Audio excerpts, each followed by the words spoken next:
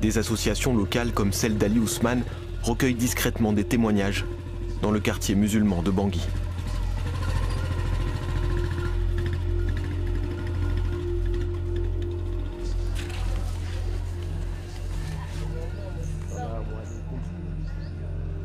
Leïla a 25 ans. Elle est la veuve d'un négociant d'or et de diamants dans le centre du pays.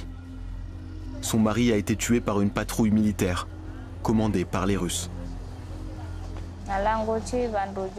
Mon mari voyageait entre les mines d'or et de diamants pour les revendre dans la ville de Bambari. Un jour, j'ai appris que des militaires menaient une opération sur cette route. Je l'ai prévenu, mais il a pris le risque malgré tout. Il n'avait rien à se reprocher et voulait me rejoindre, moi et les enfants. Les militaires l'ont arrêté. Ils ont volé ses diamants, son or et des cadeaux pour les enfants.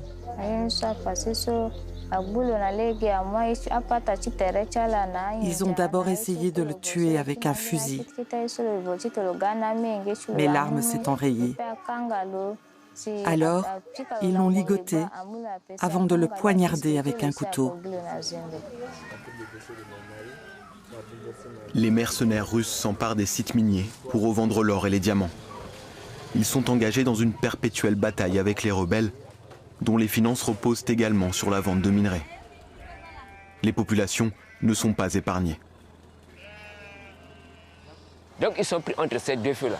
Et les uns et les autres font des exactions, font des abus sur les populations civiles.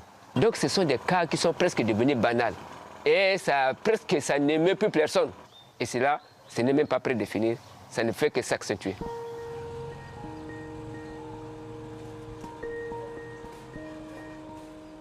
Des histoires comme celle de Leïla, il en existe des milliers, la plupart étouffées par la crainte des représailles.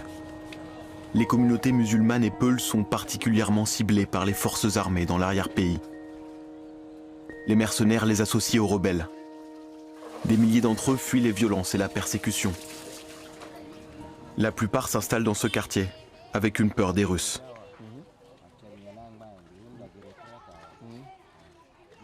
Sur le terrain, on n'a pas vu que c'était la Russie officielle qui est venue, mais c'est la Russie officieuse, par l'entremise d'une entreprise militaire qui est en l'occurrence Wagner. Si le moment venait, ils avaient chassé ces rebelles-là, mais ils ne nous ont pas libérés. Mais c'est sur nous qu'ils font toute leur